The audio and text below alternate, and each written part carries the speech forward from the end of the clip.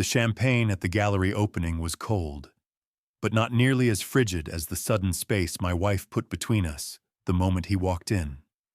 It wasn't the way Clara fixed her hair or the flush on her cheeks that warned me. It was the way she slipped her hand out of mine, erasing 5 years of marriage in a single, terrified heartbeat. When she turned to the man who broke her heart a decade ago and introduced me with a tight, apologetic smile as just a friend helping out tonight, the noise of the party didn't stop, but my world certainly did. If you know the hollow ache of realizing you're just a placeholder in your own life, stay with me. Because the hardest part isn't the lie, but what happens when the truth finally walks out the door. The air in the gallery tasted of expensive perfume and chilled ambition. It was the kind of Manhattan evening where the humidity had been banished by industrial air conditioning, leaving everything crisp, sharp, and unforgiving. Ethan Vance adjusted the cuffs of his tuxedo, feeling the familiar constriction of a world that wasn't quite his. He was a landscape architect, a man who worked with soil, stone, and seasons, standing in a room filled with people who traded in perception and abstract concepts. Beside him, his wife, Clara, was radiant. She wore a dress the color of midnight, her posture rigid with the anxiety that always accompanied her gallery openings. "You look incredible," Ethan murmured, leaning in to kiss her temple. "Stop checking your phone. The donors are already here." Clara didn't lean into him. Instead, she took a sharp breath, her eyes darting toward the frosted glass doors at the entrance. "It's not just the donors, Ethan. Julian is coming." The name landed between them like a stone dropped in a pond. Julian, the man who had owned Clara's heart for 3 turbulent years before Ethan had helped her pick up the pieces. Julian, who was now running one of the city's most aggressive hedge funds and had suddenly developed an interest in modern art. "It's fine," Ethan said, keeping his voice steady, though his stomach tightened. "He's just a client, Clara. You're the curator. You're in charge." "He's not just a client. He's the lead sponsor," she corrected, her voice brittle. She smoothed a non-existent wrinkle on his lapel, her touch distracted. "Please, Ethan, just let me handle the talking tonight. Julian can be difficult if he senses friction." "I'm not going to cause friction, Clara. I'm your husband." Before she could respond, the atmosphere in the room shifted. It was a subtle gravitational pull, heads turning toward the entrance. Julian Blackwood walked in, flanked by a small entourage. He looked exactly as Ethan remembered from the tabloids, predatory, polished, and effortlessly consuming the oxygen in the room. Clara stiffened. Her hand, which had been resting on Ethan's forearm, suddenly retracted. She took a half step away from him, creating a physical gap that felt miles wide. Julian spotted her immediately. A slow, knowing smile spread across his face as he navigated the crowd, bypassing waiters and lesser patrons to stop directly in front of them. "Clara," Julian said, his voice a rich baritone that seemed to vibrate through the floorboards. He ignored Ethan entirely. "You've outdone yourself. The collection is magnificent." Clara's laugh was too high, too breathless. "I'm glad you approve, Julian. It means a lot coming from you." Julian's gaze finally flickered to Ethan. It wasn't hostile. It was worse. It was dismissive. An appraisal of a piece of furniture that didn't fit the decor. "And who is this? I don't believe we've met." Ethan extended his hand, ready to introduce himself, ready to stake the claim that was rightfully his. "This is Ethan," Clara cut in, her voice rushing out in a panic. She didn't look at Ethan. She was looking at Julian, her eyes pleading for approval, for seamlessness, for the past not to collide with the present. He's just a friend. He's been helping me with the logistics for the show. Ethan's hand froze in midair. The noise of the gallery, the clinking crystal, the low hum of conversation, the jazz trio in the corner, seemed to drop into a vacuum. Just a friend. Julian's eyebrows raised slightly, a flicker of amusement dancing in his eyes. He took Ethan's hovering hand, his grip firm and condescending. A friend. How nice of you to help Clara out. She always did need a strong support system. Right, Ethan managed to say. The word tasted like bile. Clara was already turning back to Julian, her back physically angling to shield him from Ethan, boxing her husband out of the circle of intimacy. The main piece is in the East Wing, Julian. I'd love to show you before the crowd gets there. Lead the way, Julian said. Clara didn't look back. She didn't check on Ethan. She simply walked away, her midnight dress trailing behind her, leaving Ethan standing alone in the center of the room, holding a glass of champagne that suddenly felt heavy enough to crush him. He looked around. A few people nearby had heard. A woman in pearls averted her gaze. A man smirked into his drink. They knew. In their world, a husband demoted to a friend wasn't an accident. It was a declaration. Ethan set his glass down on a passing tray. The condensation was cold against his fingertips, but it was nothing compared to the chill spreading through his chest. The space where Clara had stood felt radioactive. Ethan remained fixed to the spot for a moment, the ambient noise of the gallery rushing back into his ears like a sudden tide. The jazz trio was playing something upbeat and sophisticated, a stark contrast to the hollow ringing in his head. Around him, the gallery patrons continued their dance of air kisses and whispered critiques, oblivious to the man who had just been erased from his own marriage. He watched them across the room. Clara was guiding Julian toward the centerpiece of the exhibition, her hand hovering near the small of Julian's back, a gesture of intimacy she hadn't offered Ethan in months. She was animated, her head tilted back as she laughed at something Julian said. It was a laugh Ethan recognized. It was the one she used when she felt truly seen. A vibration in his tuxedo pocket broke his trance. Ethan pulled out his phone, a text from Clara. Grab 2 glasses of the vintage Pinot for Julian and me, and maybe mingle with the board members near the entrance. Just keep things smooth. Love you. Ethan stared at the glowing screen. The love you at the end felt like a slap, a habitual suffix tacked onto a command. She didn't want a husband. She wanted an assistant. She wanted a buffer who would keep the donors happy while she auditioned for a role in Julian's life. Just a friend wasn't a slip of the tongue. It was a demotion she expected him to accept for the sake of her ambition. He looked toward the bar, where the Pinot was being poured. Then he looked back at his wife. She wasn't looking for him. She was leaning in close to Julian, pointing at a brushstroke, her face glowing with a reverence that had nothing to do with art. Ethan slid the phone back into his pocket without replying. He didn't feel the heat of anger he expected. Instead, a glacial calm settled over him, cooling the blood in his veins. It was the clarity of a man who finally understands the rules of a game he has been losing for years. He turned and walked in the opposite direction of the bar. Leaving so soon, Mr. Vance?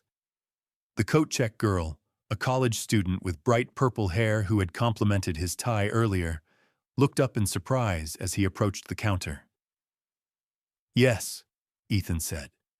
His voice was steady, void of any tremor. I have an early morning. She took his ticket and retrieved his heavy wool coat. As he slid his arms into the sleeves, the weight of the fabric felt like armor. He buttoned it all the way up to his chin, shielding himself from the artificial chill of the gallery. At the glass doors, he paused. He could see them one last time through the reflection of the window. Clara was toasting with Julian now, the crystal flutes clinking together. She looked complete. She looked like she belonged in that frame, and he was just the dust on the lens that had been wiped away. The doorman pushed the heavy door open, and the sounds of New York City crashed in. Sirens, tires on wet asphalt, the distant hum of millions of lives moving forward. The air outside was damp and raw, smelling of rain and exhaust, but it felt cleaner than the perfumed air inside. Ethan stepped onto the sidewalk. He didn't hail a cab immediately. He just started walking, his dress shoes clicking rhythmically against the concrete. He reached into his pocket one last time, pulled out his phone, and held his thumb over the power button. The screen lit up with a second text from Clara. "Where are the drinks?" Ethan held the button down. The screen went black. He slipped the dead phone back into his coat and disappeared into the anonymity of the city night. The east wing of the gallery was bathed in a stark, clinical white light that made the artwork pop and the patrons look slightly washed out. But Clara felt incandescent. For the last 45 minutes, she had been the sun around which Julian Blackwood orbited. He had critiqued, complimented, and most importantly, committed. "I'm impressed, Clara," Julian said, swirling the last dregs of his scotch, a drink he had sourced himself since the Pinot never arrived. He leaned against a pedestal, displaying a jagged bronze sculpture. "This isn't just a collection. It's a statement. I think the Foundation would be interested in backing your solo curation next fall." The words sent a rush of adrenaline through Clara's veins, so potent it nearly made her dizzy. This was it. The solo curation was the career milestone she had been chasing for 5 years. It was the validation she had craved since art school, the proof that she wasn't just a facilitator of other people's genius. Instinct kicked in before she could stop it. She turned her head, scanning the periphery of the room, her eyes seeking the one person who knew exactly what this meant. She needed to lock eyes with Ethan. She needed to see that small, grounding nod of his, the one that said, "I see you. You did it." But the space over her left shoulder, where Ethan usually stood like a silent sentinel, was empty. Clara frowned slightly, a microscopic crack in her professional mask. She scanned the room again, harder this time. She saw the board members near the entrance, laughing at a joke. She saw the servers weaving through the crowd with silver trays. She saw the purple-haired coat-check girl texting behind her counter. No Ethan. "Is everything all right?" Julian asked, his voice low and intimate, pulling her attention back. "Yes, of course," Clara lied, forcing her smile to brighten, though it felt tighter around the edges. "Just looking for my associate. He was supposed to bring us drinks." "Good help is hard to find," Julian quipped, a smirk playing on his lips. "Perhaps he got lost, or bored. Not everyone has the stamina for high culture." Clara laughed, but the sound was thin. "He's probably just stuck talking to the donors. Excuse me for 1 second, Julian. I need to check on the catering." She stepped away before he could object, her heels clicking rapidly on the polished concrete floor. As soon as she was out of Julian's direct line of sight, her composure fractured. She pulled her phone from her clutch. Her text from 20 minutes ago, "Where are the drinks?" sat on the screen. No reply, no typing bubbles, no read receipt. Just silence. She dialed his number. She pressed the phone to her ear, ducking into a quiet alcove near the restrooms. The subscriber you are calling has turned off their phone or is out of the service area. Clara pulled the phone away and stared at it, as if it had betrayed her. Ethan never turned off his phone. Not during work, not during sleep, and certainly not during her events. He was the emergency contact, the backup plan, the constant variable in her chaotic equation. A spike of irritation pricked at her chest. He's sulking, she told herself. He's being petty because of the introduction. She felt a flash of indignation. Didn't he understand the stakes? Didn't he realize that Julian Blackwood didn't write checks to women with baggage? Introducing Ethan as a friend was a strategic necessity, a split-second decision made to protect their future income. Surely Ethan, the pragmatic architect, could see the blueprint she was working from. She walked toward the entrance, her eyes scanning every tuxedo in the crowd, mistaking a tall stranger for him twice. When she reached the coat check, the lobby was empty save for the security guard and the girl behind the counter. "Excuse me?" Clara asked, her voice sharp. "Did you see a man come by? Tall, navy tuxedo, dark hair?" The girl with the purple hair looked up from her magazine. She blinked, recognizing Clara as the star of the evening. "Oh, yeah. The guy with the sad eyes. He left." Clara froze. "He stepped out for a smoke." "No, ma'am," the girl said, popping her gum. "He got his coat. He said he had an early morning. He left, like 20 minutes ago." The air in the lobby seemed to drop 10 degrees. He left. He didn't make a scene. He didn't come over and mark his territory. He just vanished. "Clara?" Julian's voice echoed from the gallery doorway. He was holding 2 fresh glasses of champagne, looking at her with a mix of curiosity and impatience. "There you are. They're about to start the speeches. You're the guest of honor, you know. You can't be hiding in the lobby."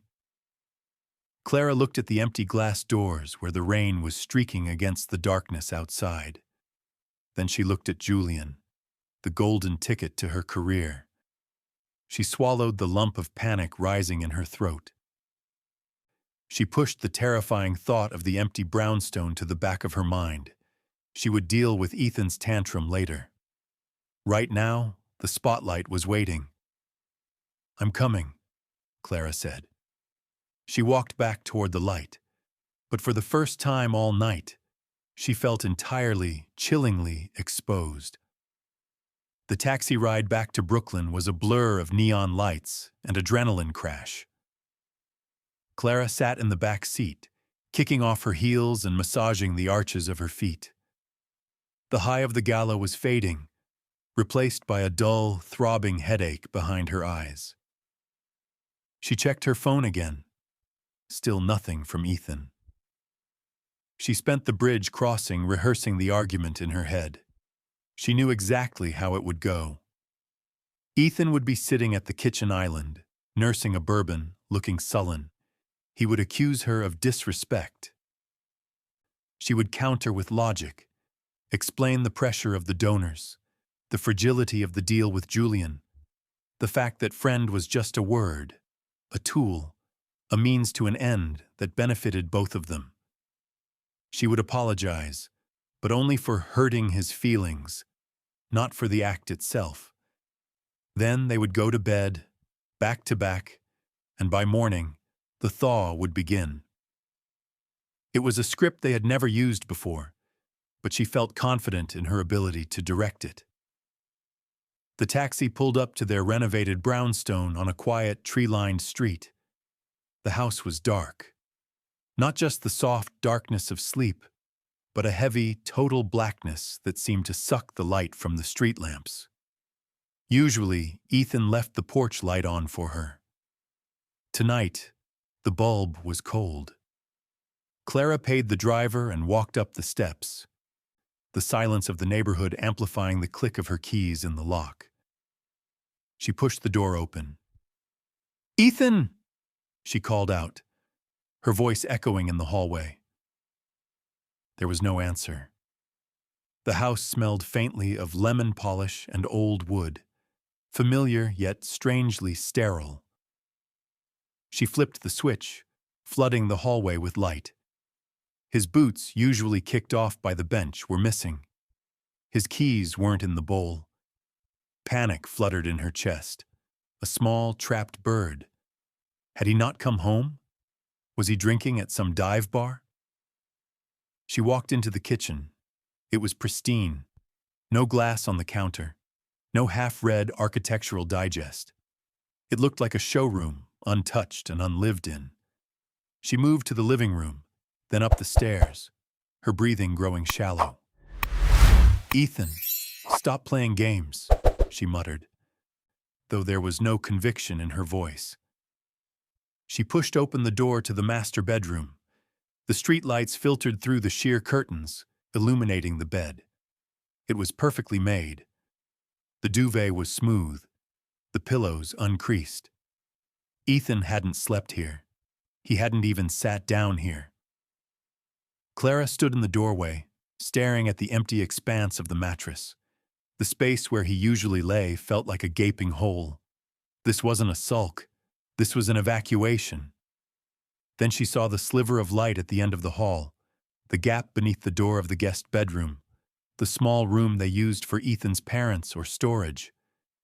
She walked toward it, her footsteps heavy on the runner. She reached for the handle, assuming he had just fallen asleep in there to make a point. She turned the knob. It didn't move. She twisted it harder. Locked. "Ethan!" She knocked, softly at first, then harder. "Ethan, I know you're in there. Open the door." Silence. Not the silence of an empty room, but the charged, deliberate silence of someone holding their breath on the other side. She could feel his presence through the wood. "Ethan, this is ridiculous," she said, her voice rising, trying to summon the authority she had wielded so effectively at the gallery. "We need to talk. I'm not doing this through a door." Nothing. No rustle of sheets, no footsteps, just a rejection so absolute it felt physical. "I did what I had to do tonight," she said to the wood, her defense crumbling into desperation. "It was for the grant, for my career. You know how important Julian is to the board." For a second, she thought she heard a sound, a sigh, or maybe the creak of a floorboard, but the door remained shut. Clara leaned her forehead against the painted wood. She had expected anger. She had prepared for shouting. She wasn't prepared for this complete erasure. By locking the door, he hadn't just shut her out of the room. He had shut her out of his reality. "Fine," she whispered, tears of frustration pricking her eyes.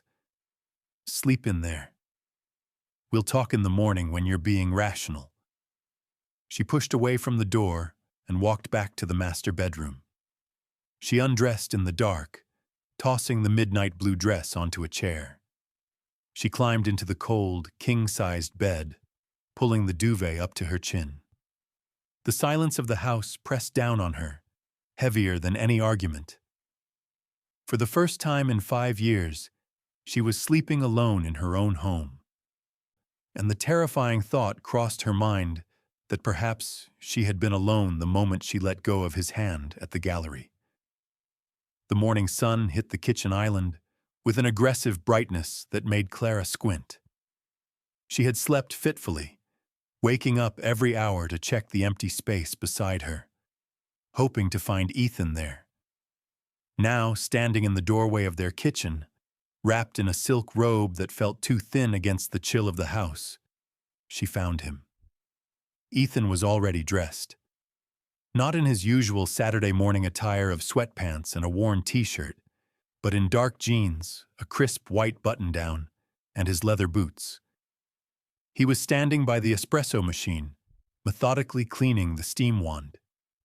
The hiss of the steam was the only sound in the room.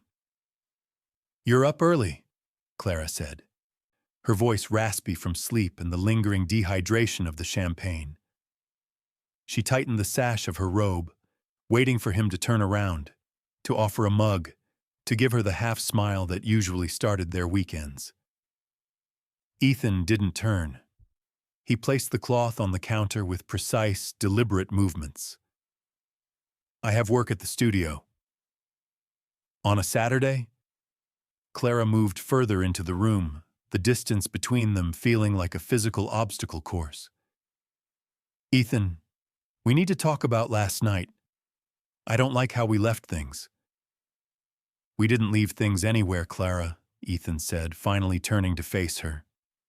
His face was a mask of polite indifference. It was the face he wore for difficult contractors, not his wife. "You made a statement. I listened." Clara felt a flush of irritation rise up her neck. She hated when he got like this, impenetrable. "You didn't listen. You ran away. You embarrassed me by disappearing."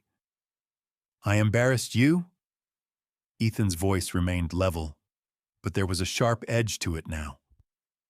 "I thought I was doing you a favor. A friend knows when to leave so the real business can happen. A husband gets in the way." "Oh, stop it," Clara snapped, moving to the cabinet to get a glass. Her hands were shaking slightly. "You're blowing this out of proportion. It was a title, Ethan. A label. It meant nothing. Julian he's complicated. If I had introduced you as my husband, the dynamic would have shifted. He would have seen me as unavailable for the project commitment. It's the art world. Perception is everything." She poured water, taking a long drink, feeling the coolness soothe her throat. When she lowered the glass, she looked at him with pleading eyes. "I did it for us, for this house, for our future. Why can't you see that? You're acting so insecure." The word hung in the air, heavy and accusatory. Ethan looked at her for a long moment. He didn't look angry. He looked exhausted. He walked over to the counter, picking up his keys and his phone. "Insecurity implies I'm worried about losing something I still have," Ethan said quietly. He walked past her toward the back door, stopping just inches from where she stood. He didn't reach out to touch her. "But I realized last night that I don't have to worry about Julian taking you away, Clara. You gave yourself to him the moment you erased me." "I didn't erase you!" Clara cried out, the panic finally piercing her defense. "You called me a friend," Ethan said. He looked her directly in the eyes, his gaze stripping away every excuse she had prepared. And the worst part wasn't the lie. It was how easy it was for you to say it. You didn't even blink. He opened the back door. The cool morning air rushed in, swirling around Clara's bare ankles. "I'm going to stay at the studio for a few days," he said. It wasn't a question. "I think you need the space to focus on your friend." "Ethan, don't walk out," Clara pleaded, taking a step toward him. "We have the brunch with your parents tomorrow. What am I supposed to tell them?" Ethan paused on the threshold. He looked back at her, his expression unreadable. "Tell them whatever fits your strategy, Clara. You're good at that." The door clicked shut. Clara stood alone in the sun-drenched kitchen, the silence rushing back in to fill the space he had left. She looked at the espresso machine, now cold and silent. He hadn't made her a cup. Monday morning at the gallery arrived with the force of a migraine. The adrenaline of the weekend had evaporated, leaving behind a residue of anxiety that settled deep in Clara's stomach. She sat at her glass desk, staring at the budget spreadsheets for the upcoming installation, but the numbers refused to align. Her mind kept drifting back to the empty brownstone she had left an hour ago, and the unmade bed that still smelled faintly of Ethan, though he hadn't slept in it for 2 nights. "Delivery for Ms. Vance." The voice of the receptionist broke her trance. Clara looked up to see a courier standing in her doorway, struggling to hold a bouquet of white orchids so large it bordered on obscene. Heads turned in the open-plan office. The interns whispered. The assistant curator, a woman who had been eyeing Clara's position for months, leaned back in her chair with a raised eyebrow. "Sign here, please," the courier said. Clara signed the digital pad, her hand trembling slightly. She knew before she even reached for the card who they were from.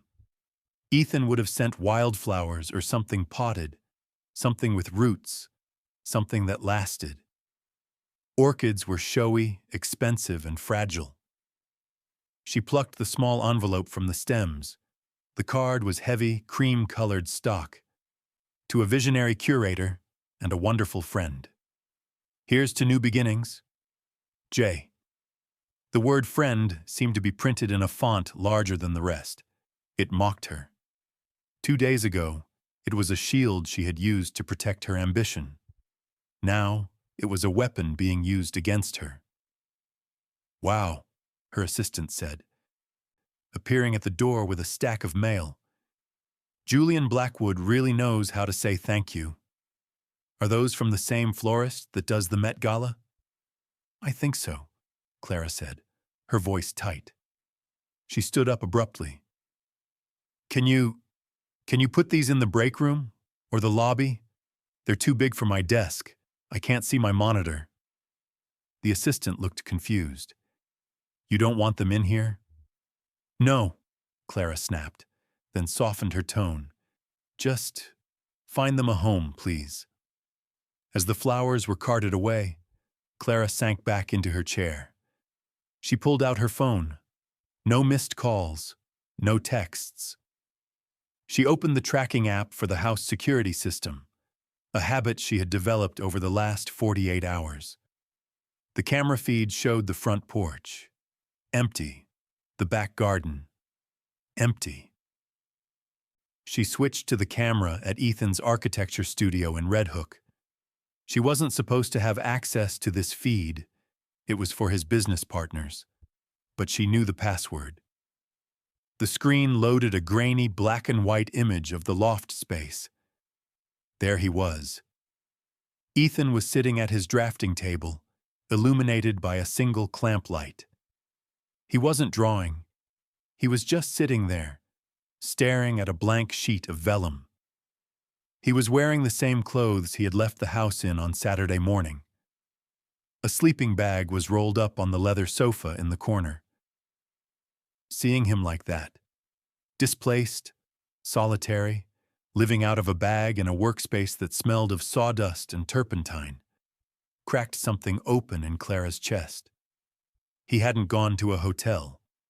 He hadn't gone to his parents. He had exiled himself to a place where he could work, because work was the only thing that didn't require him to be the husband she had denied. Her phone buzzed in her hand, startling her. It wasn't Ethan. Julian Blackwood. "Lunch at Le Cuckoo? We need to discuss the press release. And the future." Clara stared at the message. This was what she wanted. This was the access, the inner circle, the future she had humiliated Ethan to secure. But looking at the text, she felt a wave of nausea. She was technically single in Julian's eyes. A woman who introduced her husband as a friend was a woman signaling availability. She typed out a reply. "Tied up in meetings all day. Let's stick to email." She hit send and dropped the phone on her desk. The office was buzzing with the energy of the city, the hustle of ambition, the noise of success. But as Clara looked out the window at the gray skyline, she realized she had never felt more isolated. She had told the world she walked alone, and the universe with cruel efficiency was making it come true. The Red Hook waterfront was desolate, the cobblestone streets slick with a mixture of rain and industrial grime. Clara paid the taxi driver and stood for a moment in front of the converted warehouse where Ethan leased his studio.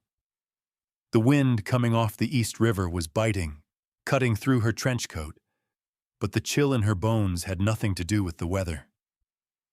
She had the key, a heavy brass thing that felt foreign in her hand now. She unlocked the metal door and ascended the freight elevator, the gears groaning in the silence of the building. When the elevator grate rattled open on the third floor, Ethan didn't even look up. He was standing over a large drafting table, the harsh white light of an architect's lamp illuminating the sharp angles of his face. The studio was vast and shadowed, smelling of sawdust, graphite, and cold coffee. It was a space for building things, yet it felt like the site of a demolition. "You can't live like this, Ethan," Clara said, her voice echoing in the cavernous room. She stepped off the elevator, her heels clicking loudly on the concrete floor. "It's been 3 days. You're punishing me, and frankly, it's exhausted." Ethan set down his pencil. He didn't slam it. He just placed it on the table with deliberate care.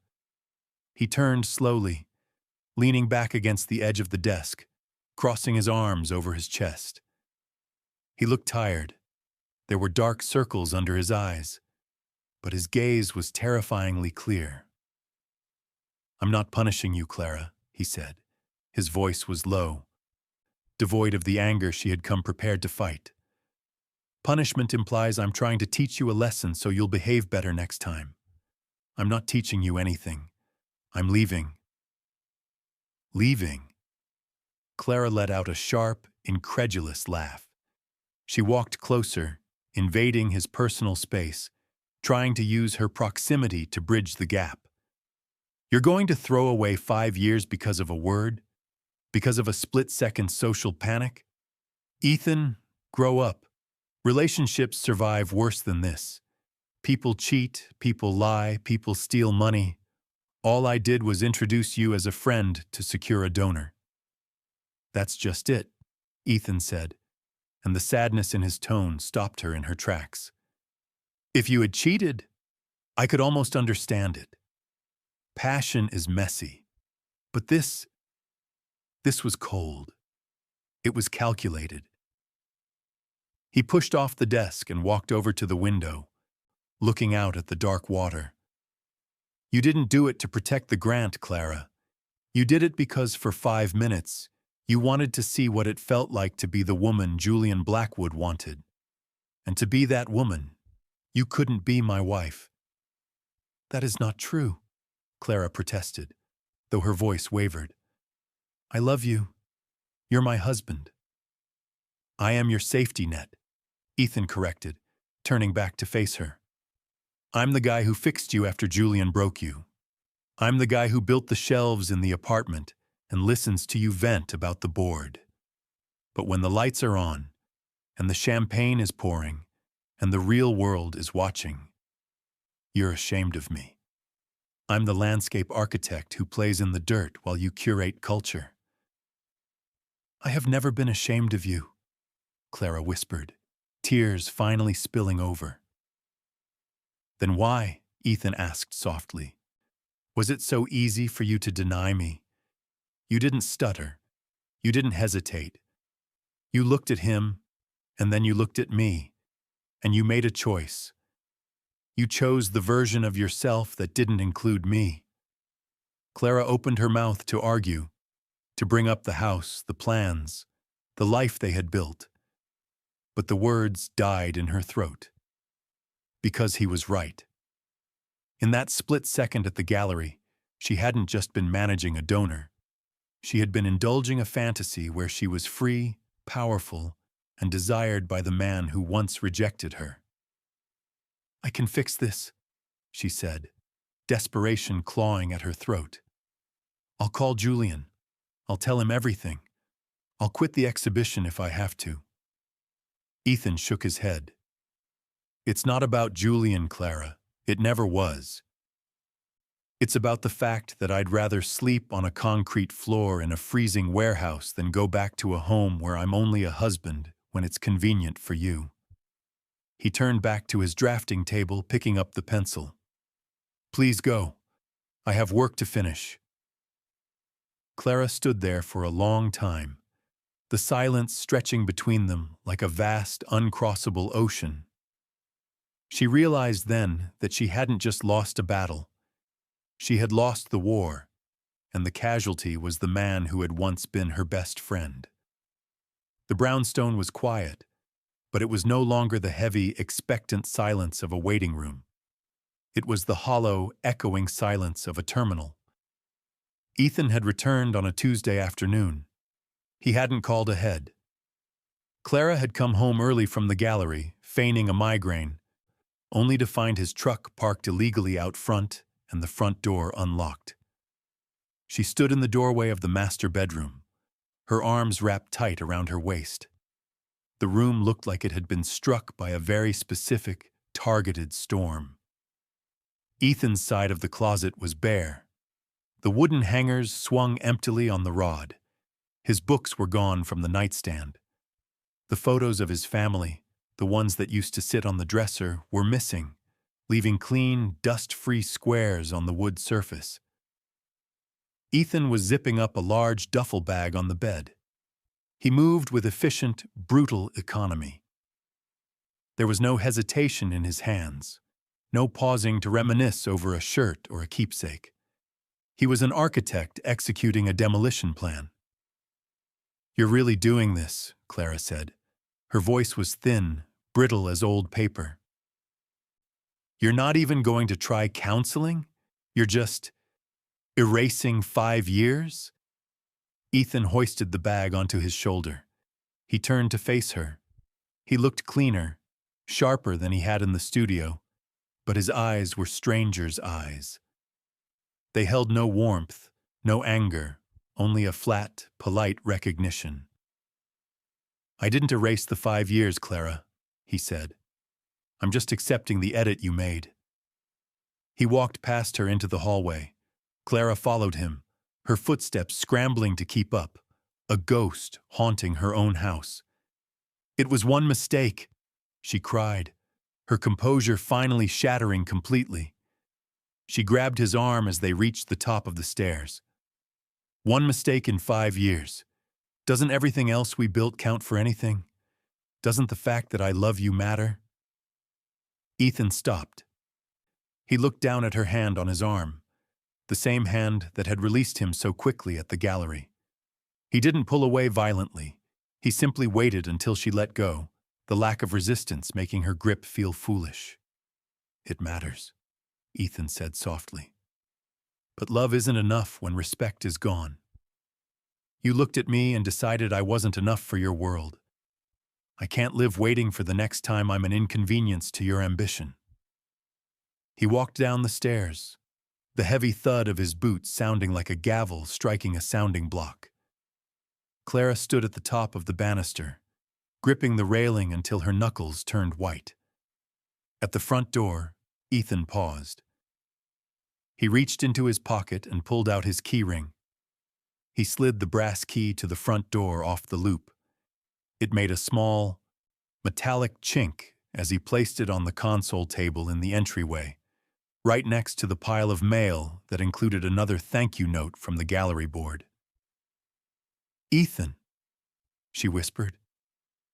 He looked up at her one last time. "Good luck with the exhibition, Clara. I hope it's everything you wanted." He opened the door. The sounds of Brooklyn rushed in. A car alarm, a distant siren, kids shouting down the block. Then he stepped out, and the door clicked shut. Clara flinched at the sound. It wasn't a slam. It was just a click. A mechanical, final engagement of the lock. She walked slowly down the stairs. The house felt vast, cavernous. She picked up the key he had left. It was still warm from his pocket. Her phone buzzed on the console table. She glanced at the screen. A notification from Instagram. Julian Blackwood liked your photo. It was a picture of the gallery opening. In the background, blurred and out of focus, was a man in a tuxedo walking away. Clara dropped the key. It hit the floor with a dull sound. She looked around the beautiful, curated, empty home. She had played the game perfectly. She had secured the donor, impressed the ex, and protected her image. She had won. She slid down the wall until she was sitting on the cold floor, pulling her knees to her chest in the silence that would now last forever.